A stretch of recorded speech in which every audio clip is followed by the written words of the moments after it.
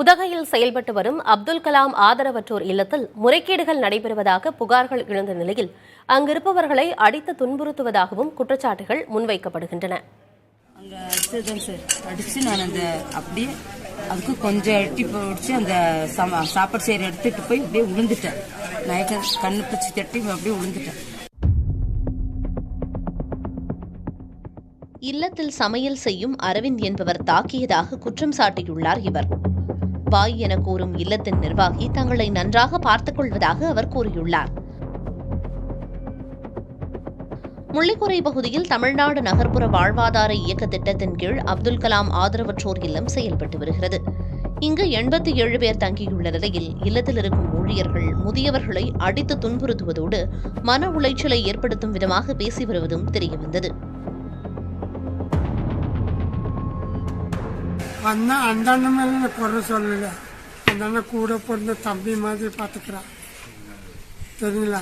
அந்த சோறு போடுறவங்கிட்ட எனக்கு குத்தி குத்தி குத்தி குத்தி உங்கள் வீட்டில் சம்பாதிச்சுட்டு இருந்தீங்களா, உங்கள் பொண்டாட்டி வீட்டில் சம்பாதிச்சுட்டு இருந்தேன், இவ்வளோ திங்கிறீங்க அவ்வளோ திங்கிறீங்க, வயிற்று பிடிச்ச சோறு தான் திங்கிறாங்க, வயிற்று பிடிக்காத சோறு திங்கிறாங்களா? இல்லை தானே? உணவு உடைகள் கொடுத்தாலும் தங்களுக்கு என எந்த தொகையும் இல்லை என்ற வருத்தம் அங்கிருக்கும் முதியவர்களிடம் மனவேதனையாக உள்ளது.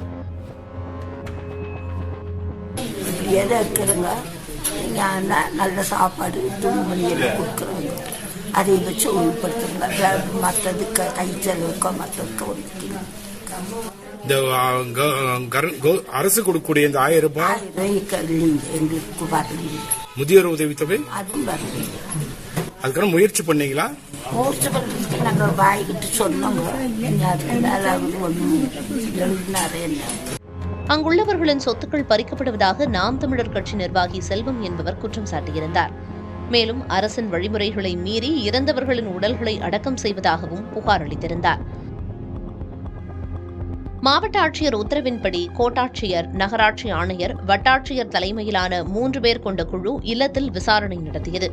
முறைகேடுகள் நடந்துள்ளனவா என்பது குறித்து ஓரிரு நாட்களில் அறிக்கை தாக்கல் செய்யப்படும் என கோட்டாட்சியர் மகாராஜ் தெரிவித்தார்.